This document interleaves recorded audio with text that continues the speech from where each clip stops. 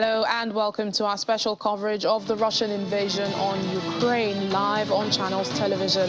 I'm Layo Olaride. The headlines. Sweden and Finland submit their NATO membership applications.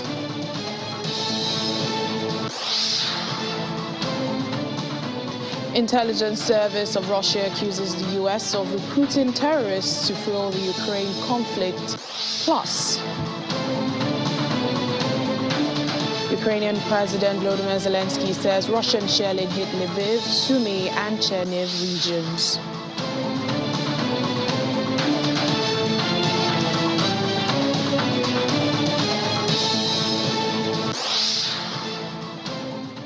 Good morning and welcome to the program. We begin this morning with news that Finland and Sweden have submitted their applications to join the world's biggest military alliance, NATO. The military alliance's Secretary General Jens Stoltenberg says it is a historic moment which we must seize, adding that the Nordic countries' membership would increase shared security.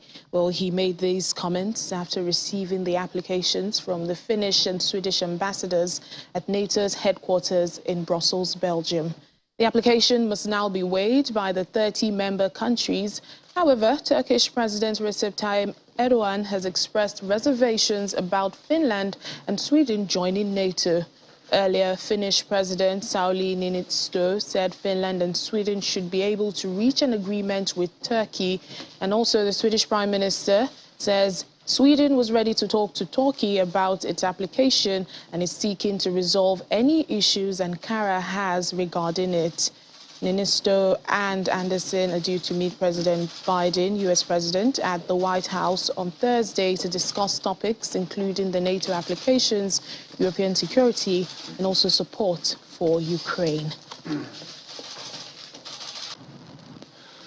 And I warmly welcome the requests by Finland and Sweden to join NATO. You are our closest partners, and your membership in NATO would increase our shared security. The applications you have made today are an historic step. Allies will now consider the next steps on their path to NATO. The security interests of all allies have to be taken into account, and we are determined to work through all issues and reach rapid conclusions. The U.S. State Department says the Biden administration is confident it can preserve what it says is a consensus in NATO about Sweden and Finland joining the organization. State Department spokesperson Ned Price said there has been a strong consensus for admitting Finland and Sweden.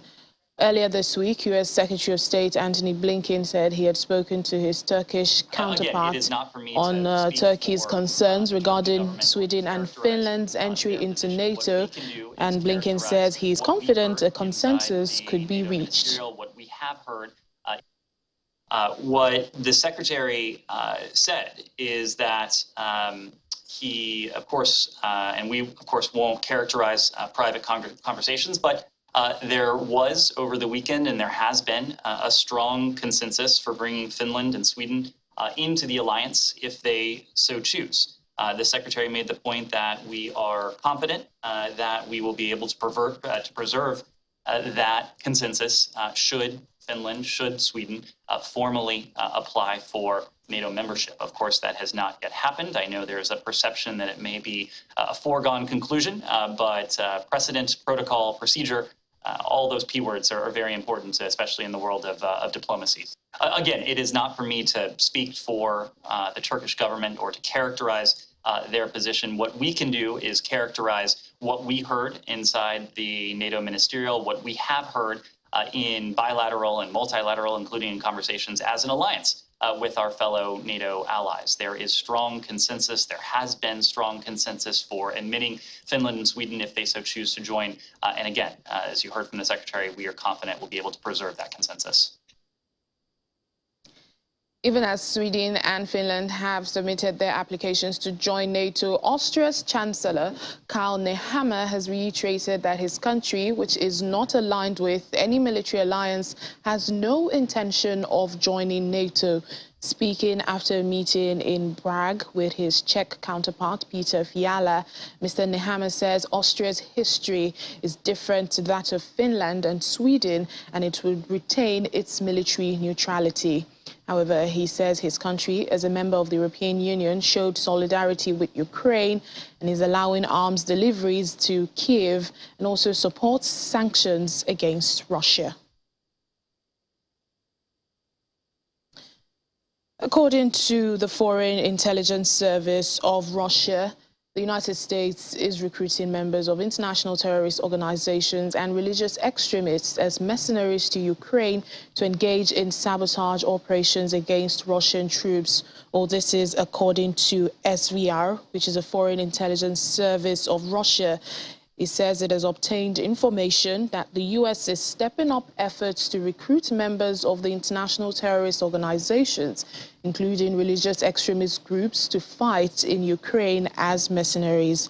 In April 2022, about 60 members of the extremist group were released from prison in a Kurdish-controlled area of Syria with the involvement of U.S. intelligence. But according to SVR, saying that these members of extremist groups were sent to a U.S. military base in the Al-Tanf region of Syria for military training before being sent to Ukraine. The SVR also says the U.S. base in Al-Tanf and its surroundings had become a center of terrorist activity, with as many as 500 members of extremist groups and other fighters being trained there. The U.S. established a military base in Al-Tanf area of Syria on the grounds of fighting extremist organizations in 2014. But Syria has repeatedly accused the U.S. of using the Al-Tanf military base to support terrorist organizations in the country. The Russian SVR said the training courses conducted by these extremist organization members and other armed personnel at the U.S. military base mainly include the use of anti-tank missiles, drones, and various means of communication and observation. And their mission is to carry out sabotage operations against Russian troops in Syria and Ukraine. The U.S. State Department has announced a new program to capture and analyze evidence of Russian perpetrated war crimes and other atrocities in Ukraine. The Conflict Observatory aims to document, verify and disseminate open-source evidence of the actions of Russian forces during the invasion of Ukraine. Well, under the program, the U.S. State Department is expected to gather satellite imagery and information shared via social media as part of a broader effort to hold Russia accountable for any alleged war crimes. Let's talk about what is happening in Ukraine today. 2 loud explosions were heard at about 6 a.m. this morning in Dnipro, a city in central Ukraine that has been largely spared Russian attacks recently.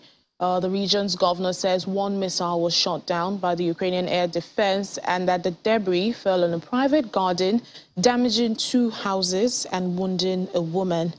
Dnipro has become a hub for thousands of people fleeing the conflict in southern and eastern Ukraine, including those escaping the besieged city of Mariupol. The war has not brought to Dnipro the same level of suffering and destruction inflicted by Russia and other Ukrainian cities, but the constant air raid sirens, sandbags, and barricades in the streets are a reminder of the conflict as the sporadic attacks continue. Ukrainian President Volodymyr Zelensky has been given account also of the resistance his country has had to Russian missiles that struck the regions of Lviv, Sumy, and Cherniv. In a late-night video address, Zelensky said Russia had failed to make gains in these affected regions. Russian forces had also carried out airstrikes in the Luhansk region in the east of the country. 8 people are said to have been killed and 12 others wounded in a Russian airstrike on the village of Desna in the northern Ukrainian region of Cherniv. Russian attacks killed 7 civilians in the Donetsk region. And that's according to the area's governor, who made this known on his Telegram channel. The 83rd day of our resistance started with a serious combination of Russian strikes on Ukraine, missile strikes on Lviv, Sumy, and Chernihiv regions, and aerial attacks on the Luhansk region, targeted, covert reconnaissance operations along our borders. This was intended not simply to create tension in our country or to test our forces. This was an attempt to compensate the Russian army for a series of failures in the east and south of the country. They cannot produce any successes for their combined forces in areas where they are trying to advance. This is an attempt to demonstrate the success of their missiles and other activity, but it has also been without results. These strikes, like many of those that came before them, will give them nothing. All the more so as our anti-aircraft and anti-diversion forces are becoming stronger.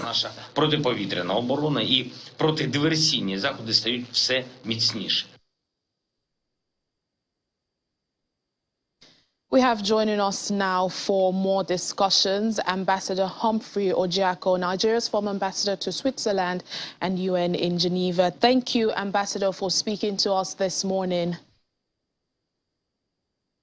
Thank you very much for having me. Well, let's begin with the latest. Sweden and Finland have both submitted their application to NATO this morning, and NATO's chief, Jens Stoltenberg, calling it a historic moment. Now, this is what Ukraine wanted, but instead it got a war. In fact, this plays into the miscalculations, I think, that Russia made at the beginning when it started this war. I'm sure it thought that this was a few days campaign, and Ukraine would just collapse and become more Russia-friendly, like all the other countries it had invaded in the past, like Georgia. But this has not happened. What has happened now is countries like Finland, with a very long stretched out borders with Russia, is now applying to become a member of NATO. And Sweden, also a country that has remained virtually neutral, even though these are Western democratic countries or practice the Western form of democracy, and relatively prosperous and stable countries that had no feeling of threats before, now are determined to join NATO. If that was part reason Russia invaded Ukraine in the first place to avoid NATO encroachment on its borders, it has simply handed that victory over to the West. Will the Ukraine join? We do not know. But let us watch and see. We know that Turkey is playing to get something from Sweden and Finland before it will give its consent. But we can assume that that is going to happen anytime soon. Yes, I was going to ask about Turkey. We know that Turkey has raised concerns, against Finland and Sweden joining NATO. Now, this application must be weighed by the 30 other member countries of NATO. Do you think Turkey's resistance, so to speak, will maybe hinder this application? No, ultimately, I do not think so. It may cause some delay because apparently all the other 29 or so members of NATO are strictly agreed on the membership of Finland and Sweden, except Turkey that accuses both countries of hosting people they describe as terrorists, in Sweden and in Finland. I think with some diplomatic demarches here and there, which I'm sure has already started, Turkey will soon drop its objection. And when that happens, you could see the enthusiasm of the West, the United States and the rest European members of NATO. They are waiting for this to happen. And it is not likely that Turkey would stand on the way for much too long. Again, as I said, when this happens, Russia would have handed over to the West what they could not get on their own from Finland, Sweden, Iceland, and all of that in the past. Yes. So, okay, let's talk about Russia's response now.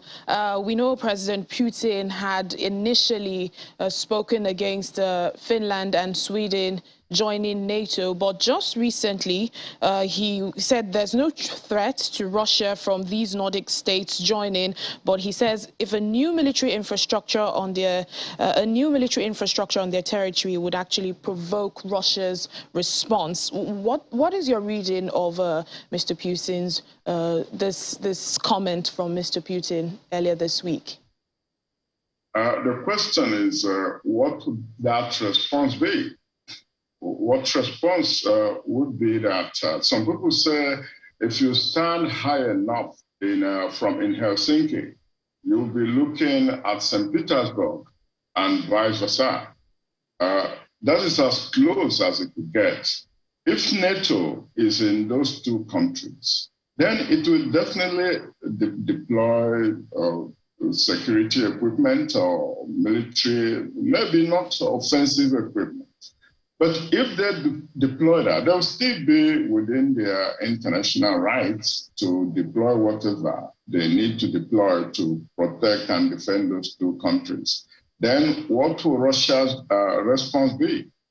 Right now, the war, as we noted, is not going along the expectations of Russia. So many things are at stake here. What options do Russia have now? Already we are beginning to see cluster munition, stuff like that being used against civilians. Will Russia get desperate enough because of the strategic consequences of this misadventure, I should call it, in Ukraine? Would they be desperate enough? Would there be that level of desperation to say, let's try tactical nuclear weapons, that short-range nuclear weapons or stuff like that? I do not think that any rational government would want to do that. But my guess is if Russia is exposed to the brink of defeat, in which case we'll be exposing, after all, this is no longer the second strongest military force in the world. What would the consequences be inside Russia itself for Russians? What would the consequences be for Mr. Putin himself? These are questions that both the West, United States, Europe, Ukraine itself, and Russia should consider before this war escalates into something of a nuclear content. And that would be disastrous for the entire world, not just for themselves, but for all of us, even those of us in Africa. We couldn't escape that. So it is important that these countries start talking, even if it is under the table, because the dangers of a nuclear war couldn't have been any higher than this time in modern history. Since after the Cuban Missile Crisis of 1961, I don't think we have come to any point since then when the possibilities of a desperate superpower, of a desperate power, trying to use nuclear weapons might come into play. So the strategy should be find a first seven strategy for Russia to claim some kind of mission accomplished in Ukraine, and Ukraine is preserved.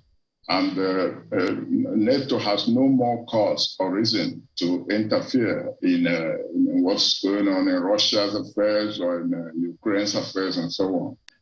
That is the hope we can expect from all of this. Otherwise, if it goes into a desperate mode where Putin will want to save face, then it might become a totally different question whose consequences we cannot calculate.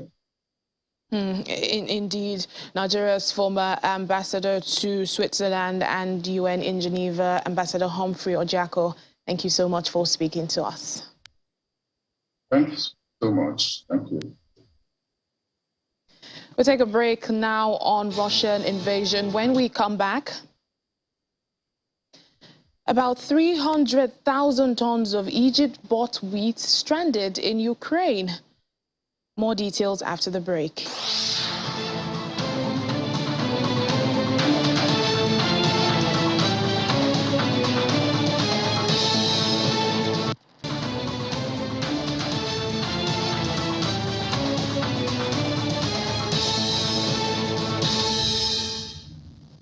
Welcome back to the program. The European Union is affirming its commitment to Ukraine as top diplomat Josep Borrell says that the bloc will not leave Ukraine without military equipment as the war against Russia continues. Mr. Borrell adds that if numbers and reports were true, the Russian army would have suffered impressive losses while invading Ukraine.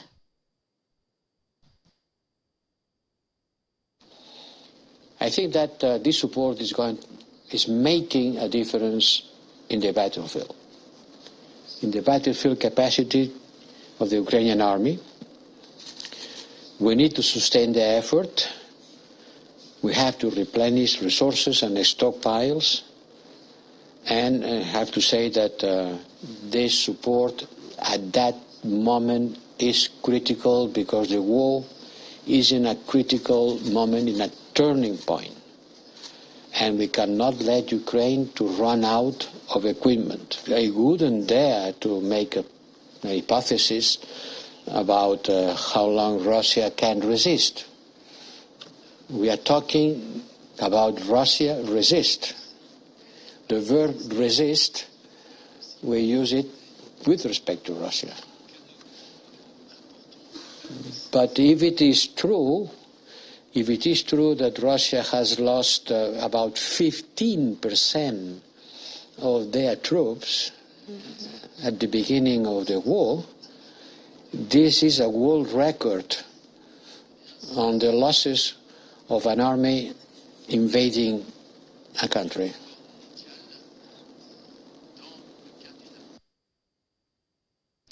The United Nations has confirmed that 3,752 civilian deaths in Ukraine since Russia's invasion began on February 24. Well, in its latest civilian casualties update, the Office of the UN High Commissioner for Human Rights, OHCHR, confirmed 7,814 civilian casualties in the country, 3,752 killed, and 4,062 injured. According to the Commissioner for Human Rights, most of the civilian casualties recorded were caused by the use of explosive weapons with a wide impact area, including shelling from heavy artillery and multiple launch rocket systems and missile and air strikes, adding that the number of deaths is far higher. Greek's Prime Minister Kyriakos Mitsotakis has spoken to U.S. Congress on Tuesday, saying that Russian President Vladimir Putin must not succeed in Ukraine. According to him, Mr. Putin is striving to create a world in which power is for the strong state, but not the small, a world in which armies rather than diplomats settle disputes. Mr. Mitsotakis also spoke about Greece's efforts to tackle the energy crisis in Europe. Last week, Greece's parliament approved the renewal and amendment of a defense cooperation agreement with the United States. The U.S.-Greece Mutual Defense Cooperation Agreement, MDCA, first signed in 1990, allows U.S. forces to train and operate in Greek territory. The latest amendment, agreed in 2021, extends the cooperation by allowing the presence of U.S. forces in 4 more military areas, including 2 army camps in central and northern Greece and a naval base on the island of Crete. Mr. Putin is striving to create a world in which power is for the strong state, but not the small. A world where territorial claims are made on the basis of historical fantasies and enforced by aggression rather than decided by peace treaties. A world in which armies rather than diplomats settle disputes. He will not succeed. He must not succeed.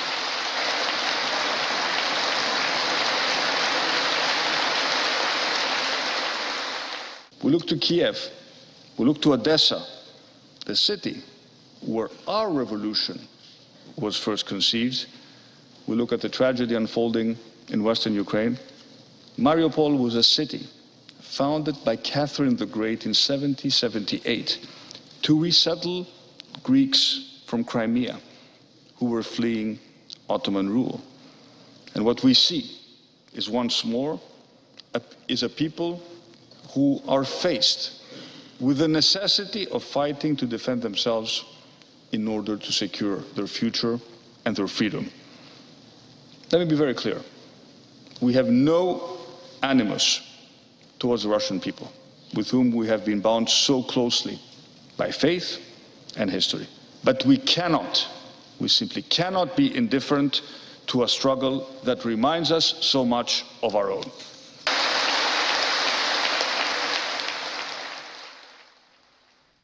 Let's speak now to Professor David Awurawo, professor with the Department of International Relations and Strategic Studies at the University of Lagos. Thank you, Professor, for speaking to us at this time. Thank you. Let's begin with your thoughts on this war that has lasted well over 2 months with no signs of stopping. Well, when the war started, we were all surprised because we didn't expect Russia to start war at that time, as we thought that there were other avenues that could have been exploited to address Russia's grievances. And since we know that war has its, drastic consequences, that war should be embarked on as a last resort, we were surprised when the war started on the 24th of February. And we described it at that time as a strategic blunder. And it has turned out to be so, that what Russia expected, a quick victory over Ukraine and the opportunity to, dominate Ukraine and other countries around, hasn't quite happened. Unfortunately, it is not only Russia that has been negatively affected. Ukraine has been badly affected, and indeed, the rest of the world has felt the impact, the negative impact of the the invasion of Ukraine by Russia. So it's a strategic blunder. We hope that they will think of a ceasefire soon, so the negative consequences will not persist for so long. And we know that talks between Russia and Ukraine to end this war are on hold, with the two sides blaming each other, and Russia saying Ukraine has practically withdrawn from the negotiations, and Kyiv is saying Moscow has failed to compromise. Really, is there still hope? Well, there is no hope in the immediate, but it has to happen at some point. And what we hope and pray is that it doesn't drag on for so long before what ought to have been done to prevent a war, is done after so much destruction. We know there was a time that Ukraine practically offered so much. At that time, Russia was gaining momentum. Usually, when a war breaks out, the side that is gaining momentum in the war will be the least interested in negotiations. At that time, Russia was not, willing to negotiate. It insisted on its position. But now, Russia is suffering extensive setback. The war has not gone the way Russia thought it would. And Ukraine, although it is suffering so much destruction, but it is making gains. That seems to have affected Ukraine's, acceptance of, what it had accepted before, to ensure that the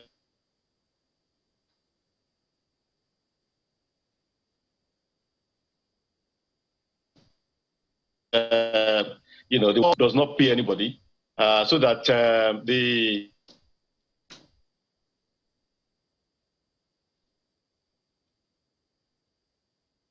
negotiator, can be brokered. All right, Professor Aweros, one of the offers, like you mentioned, Ukraine had been making some offers, is, the country calling for a prisoner swap for the fighters that were evacuated from Mariupol, that's from the Azovstal steel plant. But we know about over 200 of those fighters have been evacuated, albeit to Russian-held territories. What do you make of this, the fate of these soldiers? Yesterday, we had a speaker in Russian parliament, in fact, a negotiator in the Russian-Ukraine crisis, saying he thinks the fighters deserve the death penalty. This makes their fate uncertain, right? Yeah, very much so. Concern has been expressed regarding the fact that, these Ukrainian fighters have been taken to Russian-held facilities. One, everybody was happy that at least they will get some medical attention. And, at least that would prevent many of them from dying from various illnesses and wounds sustained in the course of the war. But there are concerns that Russia does not have a history of humane treatment of prisoners of war.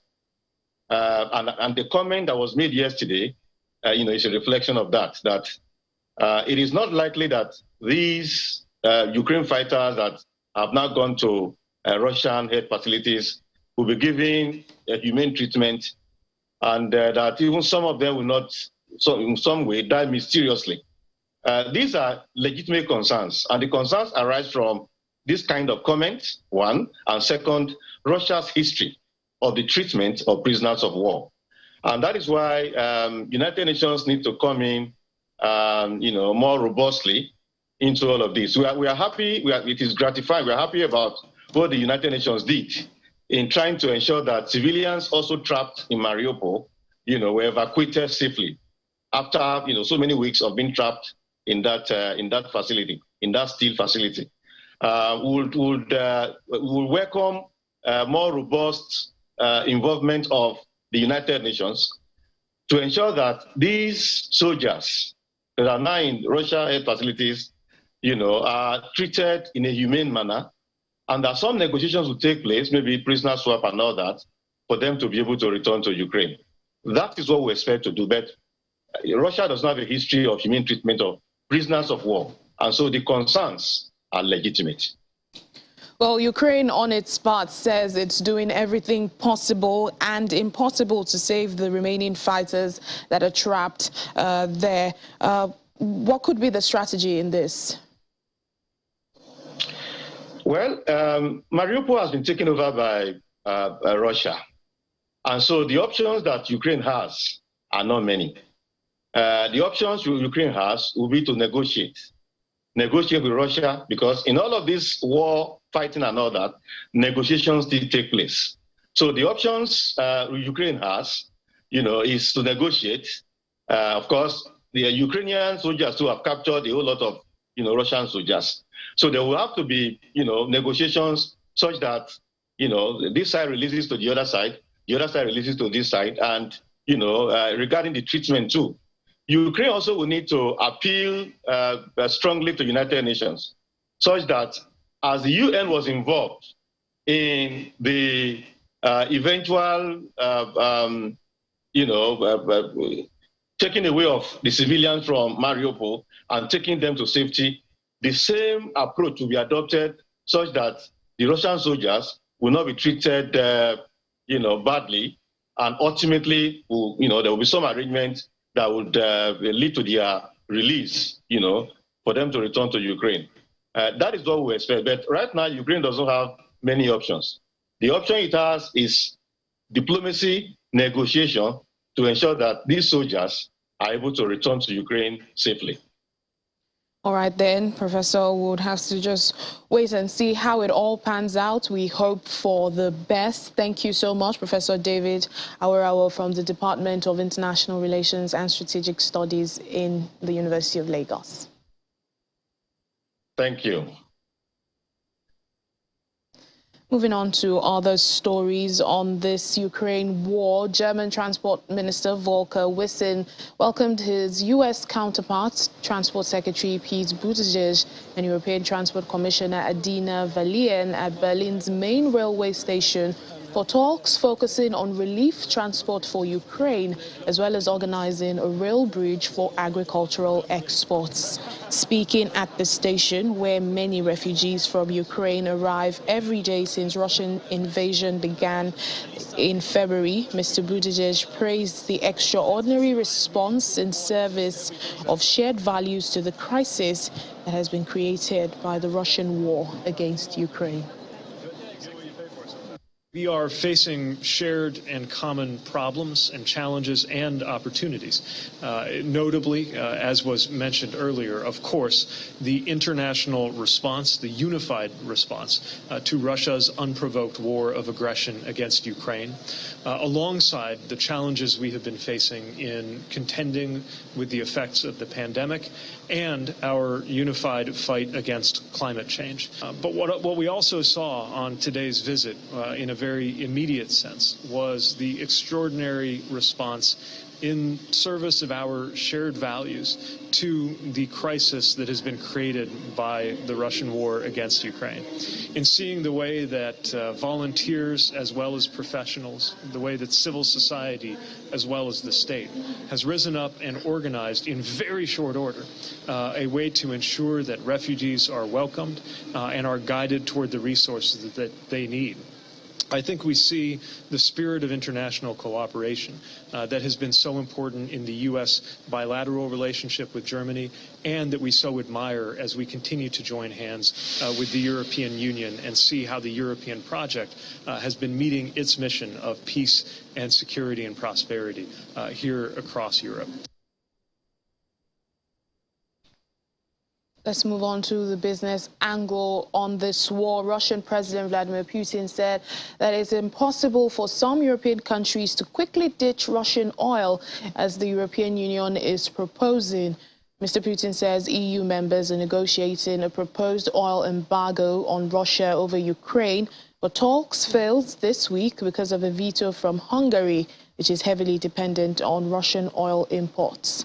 Well, some EU states, according to Putin, obviously some EU states in whose energy balance the share of Russian hydrocarbons is especially high, will not be able to do this for long to ditch our oil. He was speaking at a televised meeting with domestic oil managers and government officials. Mr. Putin also said that Western sanctions and a possible embargo on Russian oil had resulted in an increase in global oil prices.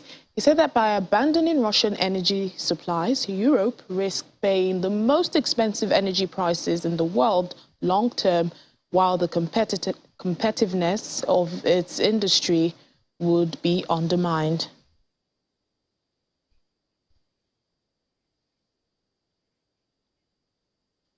Well, about 300,000 tons of Ukrainian wheat booked by Egypt's state grains buyer for delivery in February and March is yet to be shipped, with one cargo stuck in port and four others still to be loaded. Four traders have said this. Well, Egypt's General Authority for Supply Commodities has granted an extension to secure the cargoes, but is offering trading companies any force majeure release from contractual obligations. Egypt, typically the world's largest wheat importer, depended heavily on shipments of Black Sea wheat that were disrupted by Russia's invasion of Ukraine.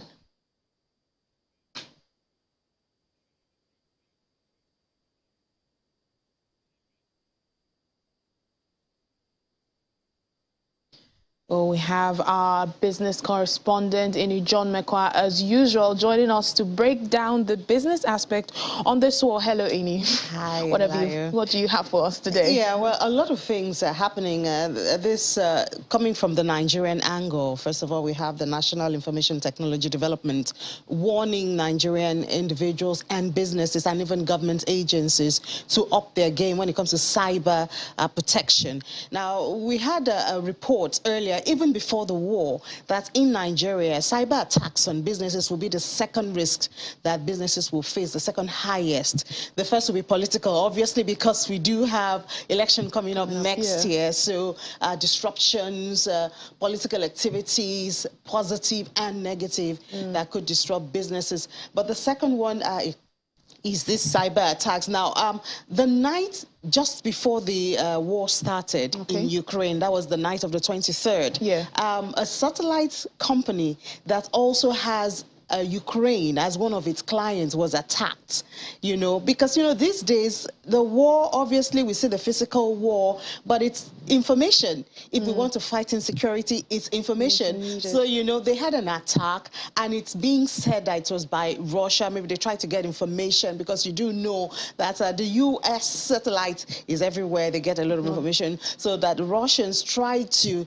get information from that Ukrainian facility, and after that, even in the UK, there's been an increase in cyber attacks, about 72%, since the war started in February. So that's why, the Nigerian agency is also warning businesses here that, guys, because the world is a global, especially the virtual world is a global village. So if you have anything to do with the UK, which has already been attacked, or the US, anything to do with Ukraine or Russia, you might be exposed. So companies have to take extra care now and put up more guards, online to protect their businesses, even government agencies, because especially if you have sensitive information, you have to really be careful about that. So that's what one big thing that's happening now coming out from the war. All right, Ini, let me just cut you. We'll come back to you. We take a break now at this time.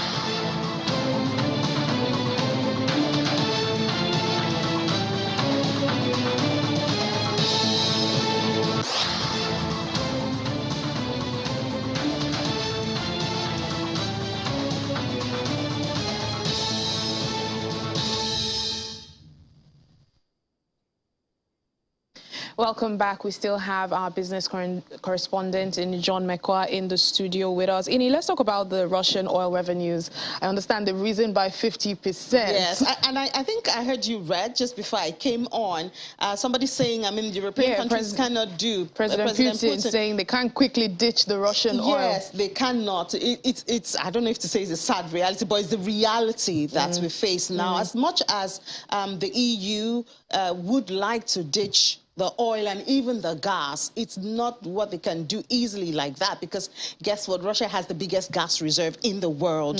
They supply the European countries with 40% of the gas that they use for energy, for manufacturing, household, everything. So many things. So where do you get that from? A lot of people are looking back to Africa, to say, can Africa fill this void? Nigeria has the largest reserve in Africa, but we don't have the infrastructure. We have not invested enough to move those things to Europe, so even if we start investment today, we cannot really it can't just happen like that, unfortunately. And it will interest you to know that since the war started, their revenue has risen by 50%. Their oil revenue, Russia's oil revenue, has risen by 50%, because every month they make $20 billion from oil from the European countries. Since the invasion. Since the invasion. That's interesting. Every month. Because the European countries cannot stop living. They cannot stop operations. They need the oil to do it. And then you have countries like India. They've been like milking this time, because they've been getting oil at discounts, at very low discount. Yes, because since a lot of people are shunning Russian oil, trying to get alternatives and all that. Most of it. Yeah, they're making the most of it. even China. And then they're even developing some special payment arrangements. So the ruble, so instead of paying through the dollar, yes, then the sanction, you pay through ruble. So you do ruble and ruble and the rupee, you know, for India, and then the one for China. So it cuts away the dollar, and then it makes the transaction even easier. And these are two big economies. These are two big economies with large demands, especially China. I mean, China is only disrupted now, or Asian country, because of COVID that has led to lockdown in some of the countries there. But, you know, they are still on it, and we don't know. And unfortunately now we hear that some European capitals, firms, or corporates, or oil producers are opening that ruble account that Russia asked for. Yes. In fact, we heard that ENI in Italy is going to be the latest. Some time ago, we had like 3 or 4 of them, you know, opening that ruble account. So that means that the intention, I mean, from that may just be that they will keep trading in the oil and gas. Using that currency. Exactly. And then they might now be paying in rubles, which is going to empower Russian economy even more. It is to Russia's benefit. It is to Russia's benefits. Indeed. Thank you so much, Ini John Mekwa. Thank you for having me. Thank you. Well, we'll move on to other stories. A small company in Albania is scrambling to respond to high demand and produce the first of several orders of ambulances to the Ukrainian government. Well, the governments and agencies are also planning to send to Ukraine with a staff of 14 people. The company Timac has orders to make up to 500 ambulances, but faces problems in sourcing enough vans to convert Timac's owner. The Timac's owner said, well, the workers are taking new Ford vans and installing oxygen canisters, blue light sirens, and other tools.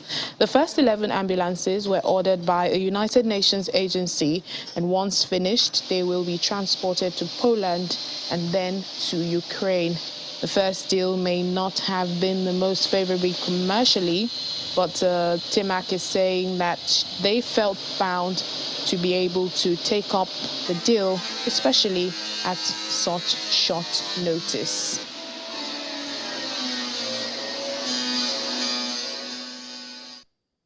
Ukrainian President Volodymyr Zelensky has led officials in the funeral of Leonid Krachov. That's the first president of independent Ukraine. That's the ceremony held in Kiev. Well, Krachov was a former communist who helped sign the Soviet Union's death warrant, and he died on May 10 at the age of 88. Ukraine's national movement gained strength in the late 1980s, culminating in a December 1991 referendum in which more than 90% of voters chose independence. Later, Kravchuk was elected president.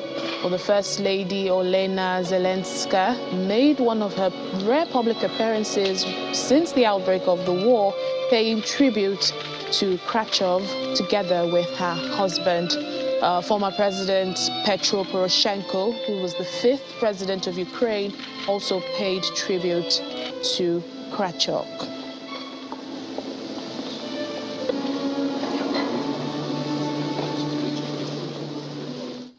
Moving on to sports stories on the Ukraine war. The IOC's response to the war is set to be under discussion when the organization holds executive board meetings at the Olympic House in Lausanne today and tomorrow. The IOC responded by calling on all international federations to stop Russian and Belarusian athletes from participating in events and preventing the two countries from hosting competitions. However, the Russian and Belarusian Olympic committees have avoided sanctions to date. Speaking at the recent Oceanian National Olympic Committee's General Assembly in Fiji, IOC President Thomas Bach said his organization would not punish national Olympic committees for the actions of their government.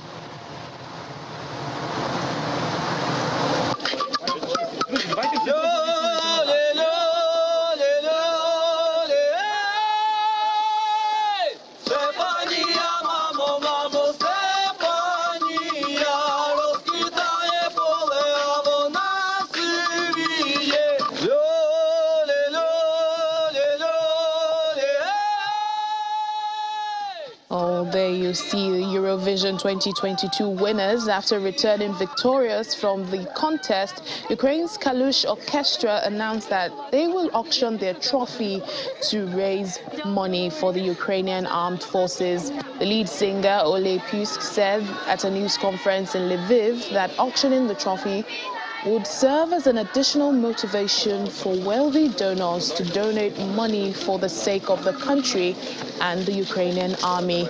He adds that the band's risky plea at the end of their performance for help in Mariupol and the Azovstal steelworks was more important than their victory. The band also launched a flash mob to shed light on the hardships Ukrainian mothers have experienced since the beginning of the war. Singing in Ukraine, the song Stefania fuses rap with traditional folk music and is a tribute to band frontman Ole Pusk's mother.